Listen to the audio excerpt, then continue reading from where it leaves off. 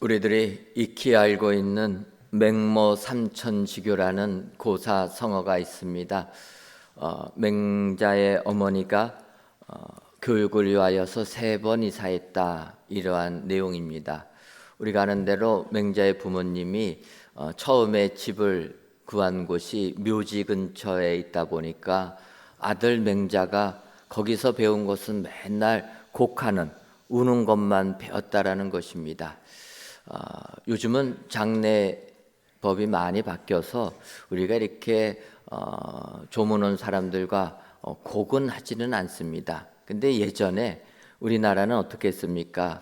상을 당하면 조문객들이 오면 또 상주들과 함께 곡을 합니다. 저도 어렸을 적에 그렇게 장례 치르는 것을 보면서 어린 나이에 조금 의아하게 생각한 것이 있었는데, 그것은 문상객이 와서 상주들과 같이 곡을 한 다음에 돌아서자마자 나가가지고 웃는 겁니다. 그래서 어렸을 때 이렇게 슬피 울다가 한순간에 돌변해서 웃을 수가 있을까?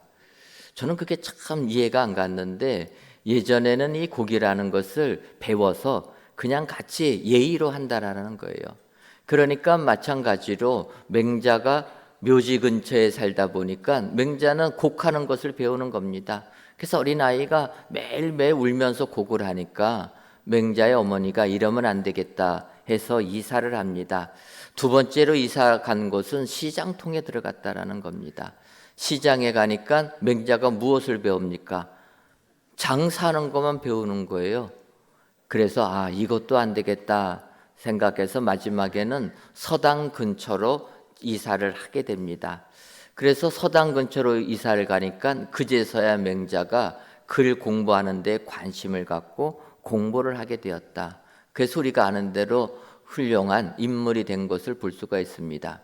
그래서 이 부분을 보면서 맹자의 어머니가 훌륭한 교육을 시켰다, 그렇게 우리들이 이야기를 합니다.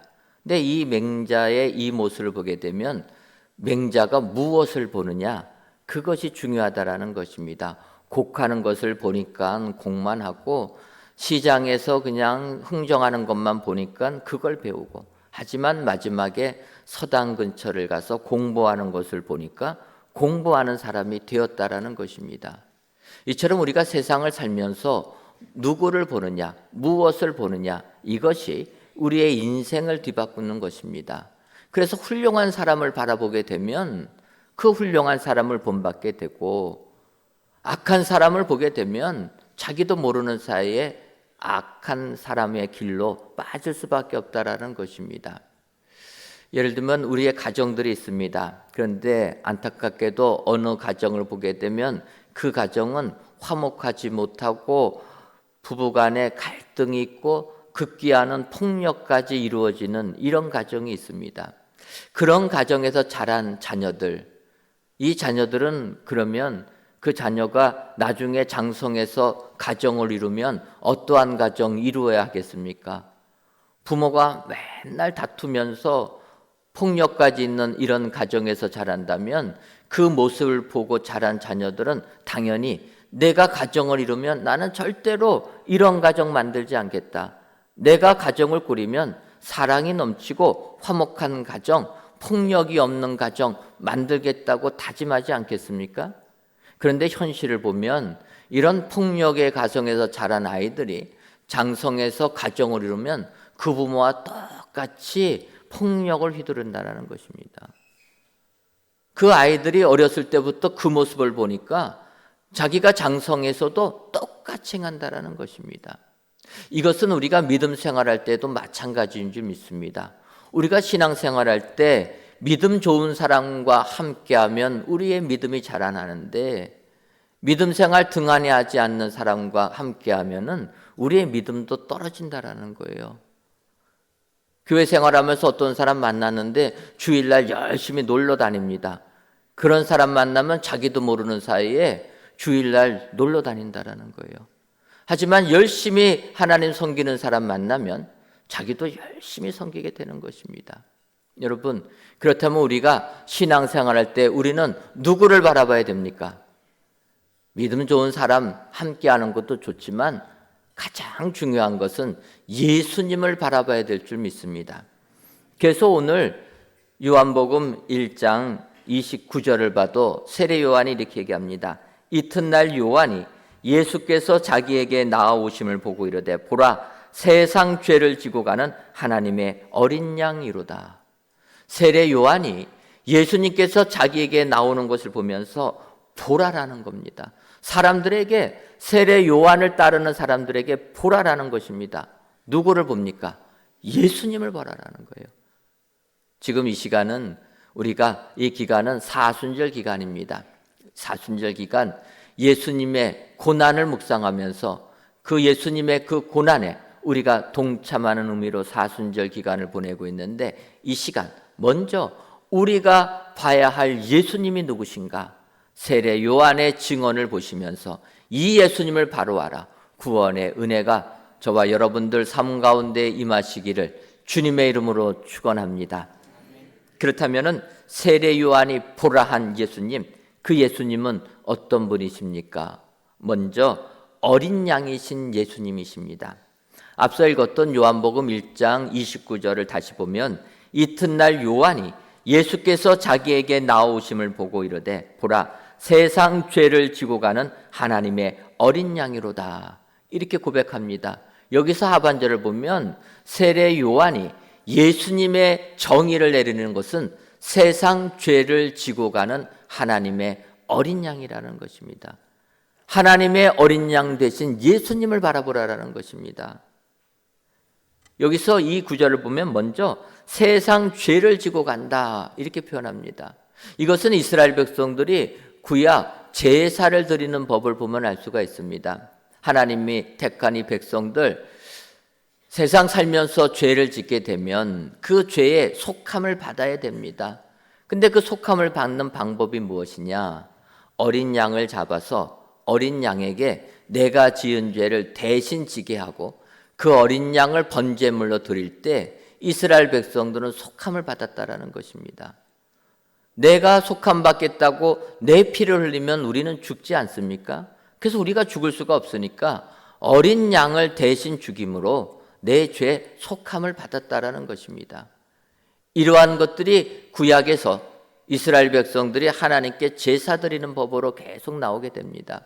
우리가 아는 대로 하나님께서 아브라함에게 명령하십니다. 너 이삭을 나의 번제물로 드리라. 그럴 때 어떡합니까? 아브라함 믿음의 조상답게 하나님이 말씀하시니까 그 말씀에 순종해서 아들 이삭을 이끌고 모리아산에 가서 그를 붙잡아 번제물로 드리려고 합니다. 그때 하나님께서 급하게 막으시면서 그 걸려있던 순양, 이 순양을 대신해서 드려라.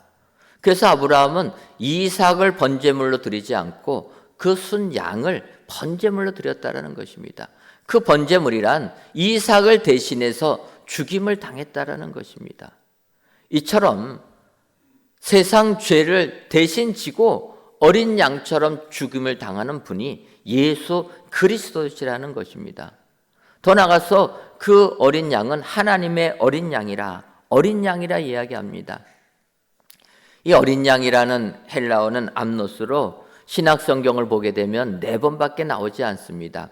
오늘 본문과 요한복음 1장 36절에 한 번 더 언급이 되고 사도행전하고 베드로전서에 나오게 됩니다. 그런데 이 베드로전서에 나오는 1장 19절 말씀 보면 오직 흠없고 점없는 어린 양 같은 그리스도의 보배로운 피로 된 것이니라. 우리의 구원은 어린 양 같은 그리스도의 보배로운 피로 구원을 받게 되었다라는 것을 선언하고 있습니다. 그러니까 이 어린 양은 우리의 죄를 대신 짓고 번제물로 드려진 그 어린 양같이 그리스도 예수님의 피로 우리가 거룩함을, 깨끗함을, 구원함을 얻게 되었다라는 것입니다. 그래서 이 부분은 다시 이사야서 53장으로 확대가 됩니다. 이사야서 53장 우리가 아는 대로 고난받은 메시아에 대한 예언으로 우리가 알고 있습니다. 그래서 이사야서 53장 7절을 보면 그가 곤욕을 당하여 괴로울 때에도 그의 입을 열지 아니하였으며 마치 도수장으로 끌려가는 어린 양과 털 깎는 자 앞에서 잠잠한 양같이 그의 입을 열지 아니하였도다. 예수님은 도수장으로 끌려가는 어린 양같이 변명하지 아니하고 십자가의 죽음을 당하신 예수님이시라는 것입니다. 예수님은 우리에게 이와 같이 어린 양으로 우리에게 오신 분이라. 그래서 어린 양이신 예수님을 바라봐야 된다는 것입니다. 세례 요한이 이 세상에 와서 그 많은 백성들에게 외친 것은 예수님을 바라봐라. 그 예수님이 어떠한 분이시냐? 세상 죄짐을 지고 하나님의 어린 양으로 우리를 구원하기 위하여 십자가의 보혈을 흘리신 예수님이라. 어린 양으로 오신 예수님을 바라보는 때 우리에게 구원의 축복이 임하게 되는 줄 믿습니다. 오늘도 우리들을 구원하기 위하여 세상 죄짐을 지고 십자가의 고난을 당하신 예수님, 어린 양처럼 잠잠히 십자가를 지신 예수님, 이 예수님을 바라보셔서 여러분들 삶 가운데 구원의 은혜가 임하시기를 주님의 이름으로 축원합니다. 다음으로 세례 요한이 보라한 예수님은 먼저 계시는 예수님이십니다. 오늘 본문 요한복음 1장 30절을 보면 내가 전에 말하기를 내 뒤에 오는 사람이 있는데 나보다 앞선 것은 그가 나보다 먼저 계심이라 한 것이 이 사람을 가리킴이라 이렇게 말씀하고 있습니다. 우리가 아는 대로 세례 요한은 예수님보다 6개월 먼저 태어난 사람이 세례 요한입니다. 그래서 연대기적으로 말하면 세례 요한이 먼저 태어났고 그 6개월 후에 예수님이 이 세상에 오셨습니다. 그런데 세례 요한은 뭐라고 얘기하냐면 그가 나보다 먼저 계신 분이라 라는 것입니다. 세례 요한이 먼저 태어났지만 예수님은 그 이전에 계신 분이시라는 것입니다. 왜 그렇습니까? 이것은 요한복음 1장 1절부터 나타나는 말씀입니다. 요한복음 1장 1절부터 3절을 보면 태초에 말씀이 계시니라. 이 말씀이 하나님과 함께 계셨으니 이 말씀이 곧 하나님이시니라. 그가 태초에 하나님과 함께 계셨고 만물이 그로 말미암아 지은 바 되었으니 지은 것이 하나도 그가 없이는 된 것이 없느니라. 태초에 말씀에 계셨다라는 것입니다. 이 말씀이 예수 그리스도시라. 바꿔 말하면 예수님은 이 세상이 창조될 때부터 먼저 계셨던 분이 예수님이시라는 것입니다. 그래서 세례 요한은 이 먼저 계신 예수님을 보라라는 겁니다. 그렇다면 여러분, 왜 세례 요한은 먼저 계신 예수님을 보라고 말씀했겠습니까? 먼저 있다라는 것은 그만큼 앞선 세대를 살았기 때문에 현재를 살아가는 우리들에게 삶의 지혜를 줄 수 있기 때문에, 그래서 그 예수님을 우리가 바라보면 이 험한 세상 이길 수가 있기 때문에 먼저 계셨던 예수님, 그 예수님 바라보고 이 세상을 살아가라라는 의미가 있다라는 것입니다. 여러분 그렇지 않습니까? 우리나라도 연장자들을 공경합니다. 공경하는 이유가 무엇입니까? 삶을 먼저 살았기 때문에 그분들의 지혜를 배우는 것, 이것이 우리에게 이 시대를 살아가는데 도움이 되기 때문에 연장자들을 공경하는 것입니다. 그런데 우리나라는 조금 이게 심해가지고 모든 것이 다 그냥 나이로 통하지 않습니까? 나이가 무기입니다. 그래서 이렇게 갈등이 있을 때 뭐부터 얘기합니까? 너 나이 몇 살이냐? 그거 갖고 믿지 못하면 주민등록증 까자. 이게 이제 우리들의 특징입니다. 여기까지 나가는 것 조금 심한데 그래도 연장자를 존경하는 것, 이것은 축복된 일인 줄 믿습니다. 그래서 여러분 잠언 16장 31절을 보면 백발은 영화의 면류관이라 공의로운 길에서 얻으리라. 백발은 영화의 면류관이라는 것입니다. 바른 삶을 사는 사람은 백발의 영화의 면류관, 존경받는 사람이 된다.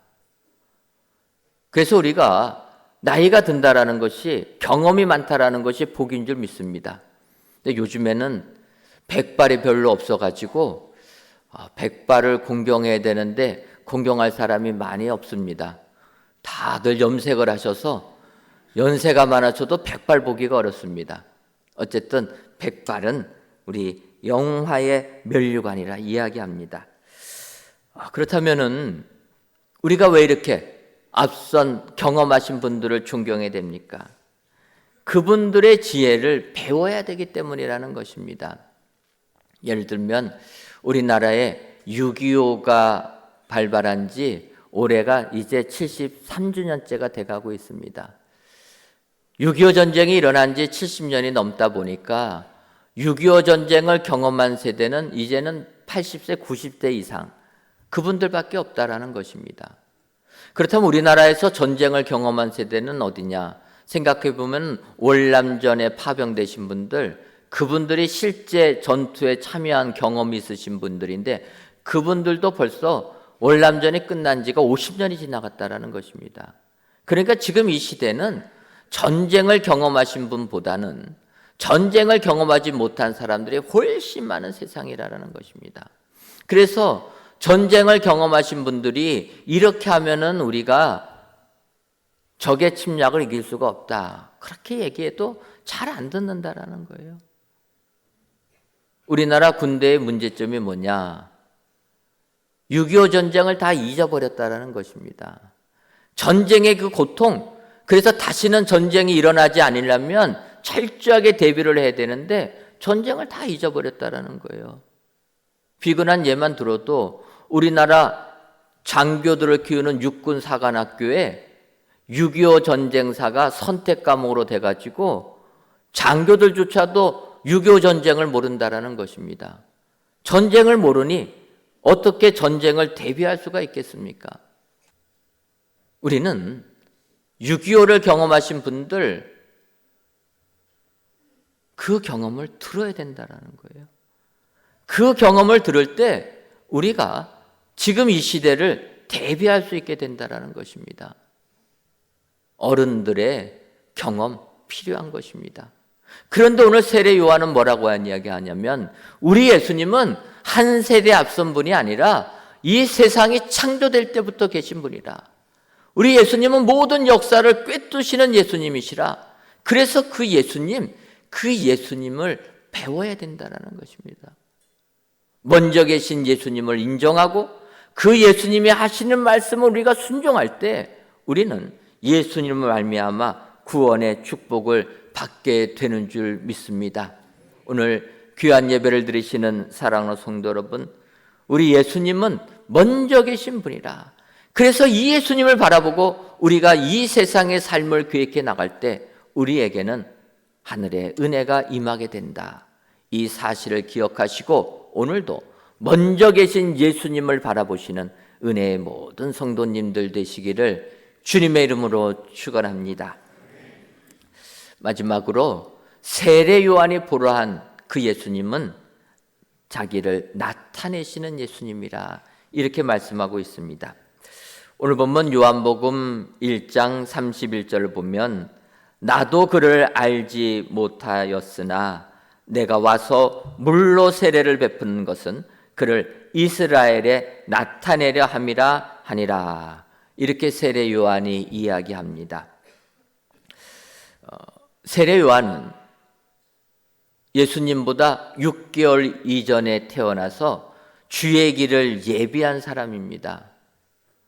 그래서 예수님의 길을 평탄케 하기 위해서 사람들에게 천국이 가까웠음을 선포하고 그들을 회개시킨 사람이 세례 요한이라는 것입니다. 이처럼 세례 요한은 6개월 전에 먼저 이 땅에 태어나서 주의 길을 잘 예배해 주셔서 주의 길을 평탄케 하셔서 6개월에 오신 예수님이 하나님의 나라를 선포할 때 도움을 주었다라는 것입니다. 여러분, 우리가 세상을 살면서도 이런 사람 만나면 포기라라는 겁니다. 내가 어떠한 일을 할 때 나보다 앞서서 행해서 내 길을 닦아주는 분이 계시면 얼마나 우리가 편하게 이 세상을 살아갈 수가 있습니까? 제가 미국으로 유학을 갈 때 전에 섬기던 교회 한 집사님 가정이 저보다 6개월 앞서 가지고 미국 이민을 가셨습니다. 그래서 그 이민을 가셨는데 그분이 이민 가신 그곳을 보니까 곳이 시카고 제가 유학 갔던 데하고 똑같은 것입니다. 그래서 얼마나 감사한지 그분은 사업하시려고 시카고로 먼저 이민을 가셨는데 그곳에 가셔서 집도 장만하고 자동차도 장만하고 사업 준비를 하다가 6개월 후에 제가 오니까 얼마나 제가 편한지 모릅니다. 그분이 차 가지고 라이드 해가지고 혼자 살다 보니까 밥도 못 먹는 사람 집에 데리고 와서 밥도 챙겨주고 앞서서 다 해주니까 제가 필요한 게 뭐냐 물어보셔서 이것이 필요하다 하면은 그분이 다 먼저 경험했기 때문에 가르쳐 주셨다는 것입니다. 그리고 이제 유학 생활을 마치고 7년 만에 제가 귀국을 하는데 안타깝게도 그분이 미국 사업을 접고 6개월 앞서서 한국으로 그분이 먼저 들어왔습니다. 그래서 제가 그분한테 우리 집사님은 저의 세례 요한과 같은 분이라 이상하게 6개월 먼저 가시고 한국도 6개월 먼저 오셔가지고 또 한국에서 제가 귀국할 때 맞이해 주시니까 얼마나 행복했는지 모릅니다. 여러분 세상을 살면서 이렇게 먼저 내 길을 닦아서 도와주시는 분이 계시면 행복한 것입니다. 그런데 세례 요한은 지금 예수님의 길을 예비하기 위하여서 예수님보다 6개월 전에 태어나 그의 길을 평탄케 합니다. 광야에서 하나님의 나라를 선포합니다. 그래서 많은 사람들이 회개를 하고 세례 요한이 베푸는 세례를 받았다라는 것입니다. 그래서 우리도 세례 요한은 예수님의 길을 예비했는데 그 예비한 길이 뭘까 하면 사람들은 그가 먼저 회개를 외쳤고 하나님의 나라를 선포해서 예수님이 하나님의 나라 선포하는 것을 더 쉽게 받아들일 수 있도록 그의 길을 예비했다 이렇게 생각하기 쉽습니다. 이게 틀린 것은 아니고 맞는 것이지만 오늘 구절을 보게 되면 세례 요한의 세례는 더 큰 의미가 있다라는 것입니다. 그 의미가 뭐냐? 내가 와서 물로 세례를 베푸는 것은 그를 이스라엘에 나타내려 함이라. 세례 요한의 세례가 회개의 세례에서 끝나지 아니하고 예수님께 세례를 베푸는 것은 그가 메시아임을 나타내기 위하여서 세례를 베풀었다라는 것입니다. 세례 요한이 예수님의 앞길을 예비한 것은 그를 만천하에 드러나게 하는 그 일에 앞장서서 행했다라는 것입니다. 그래서 예수님께서 이제 세례 요한에게 가서 세례를 받으려고 합니다. 근데 세례를 받으려고 하니까 세례 요한이 거절합니다. 마태복음 3장 14절을 보면 요한이 말려 이르되 내가 당신에게 세례를 받아야 할 터인데 당신이 내게로 오시나이까? 맞는 것 아닙니까? 어떻게 메시아이신 예수님이 세례 요한에게 세례를 받을 수가 있습니까? 그래서 세례 요한은 아니다라는 거예요.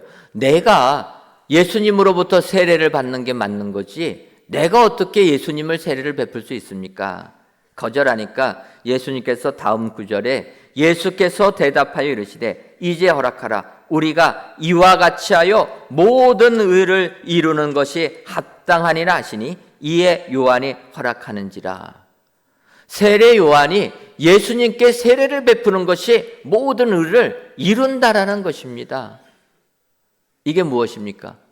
우리가 아는 대로 세례 요한이 예수님의 말씀에 순종해서 예수님께 세례를 베풉니다.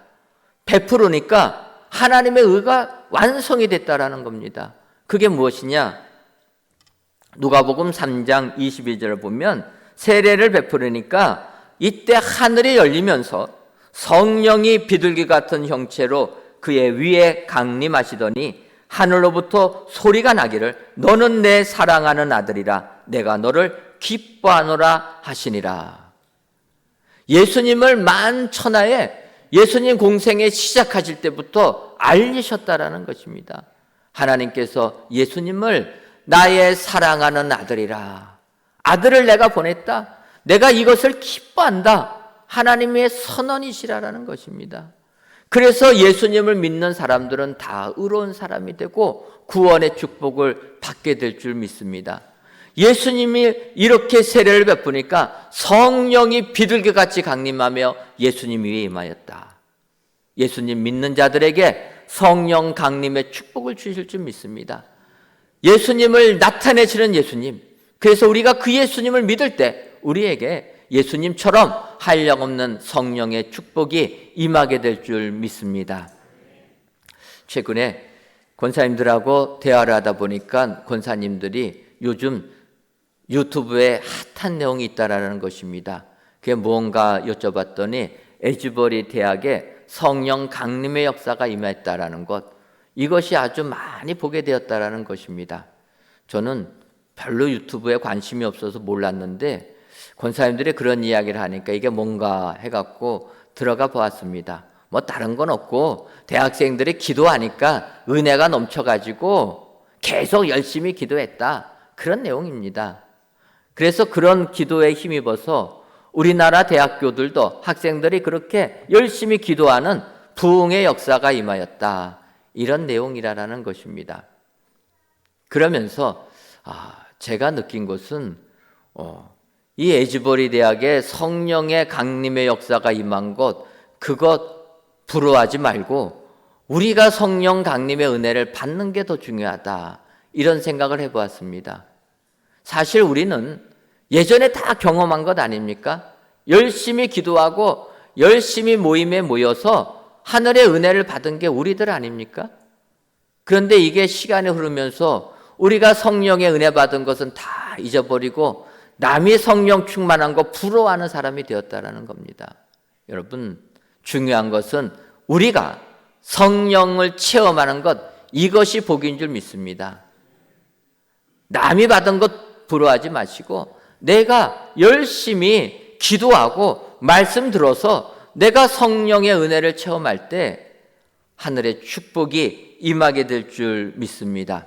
그래서 우리는 모임에 열심히 모여야 된다는 거예요. 제가 여기까지 말씀을 드리면 눈치가 있으신 분들은 이 다음에 제가 무슨 말을 할 건가 이해를 하실 것입니다. 무슨 말을 하겠습니까? 부흥회. 네, 역시 눈치가. 우리 교회 봄 부흥성회가 26일부터 있습니다. 이제 몇 주 안 남았는데 봄 부흥성회 7번 집회로 모입니다.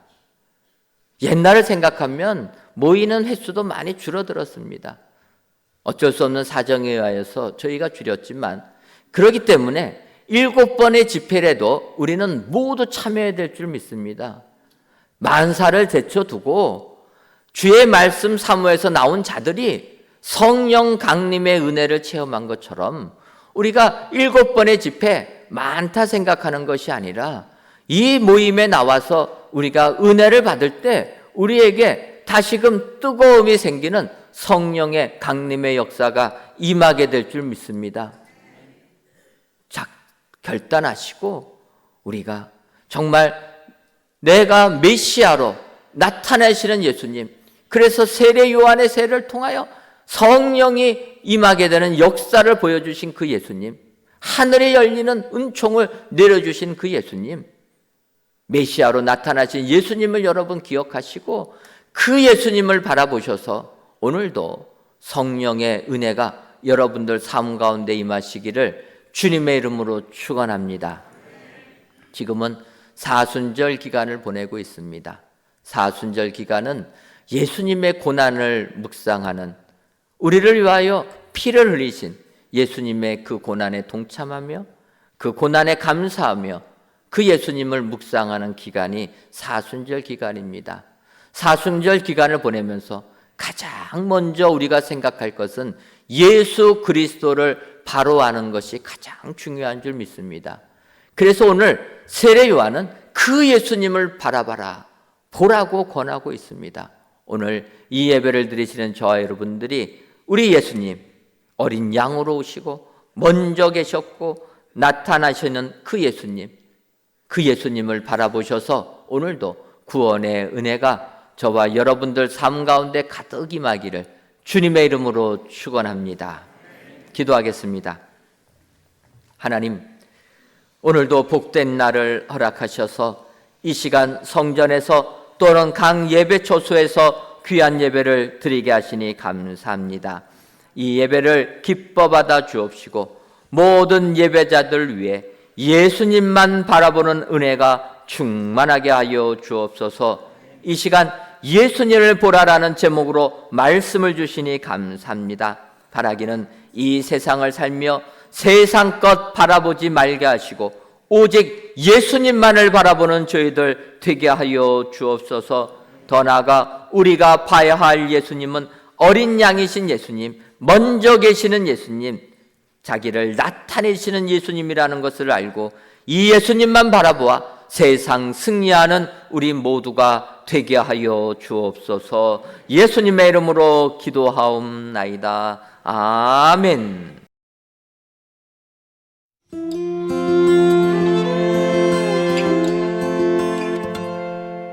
죄짐 맡은 우리 구주 어찌 좋은 친군지 걱정 근심 무거운 짐 우리 주께 맡기세.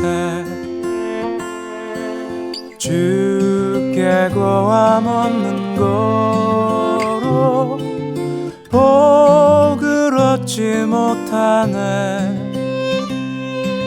사람들이 어찌하여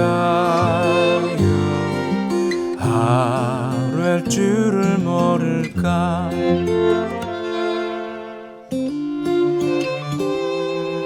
시험 걱정 모든 괴로움 없는 사람 누군가. 부질없이 낙심 말고 기도드려 아뢰세. 이런 진실하신 친구 찾아볼 수 있을까. 우리 약함 아시오니 어찌 아니하랄까.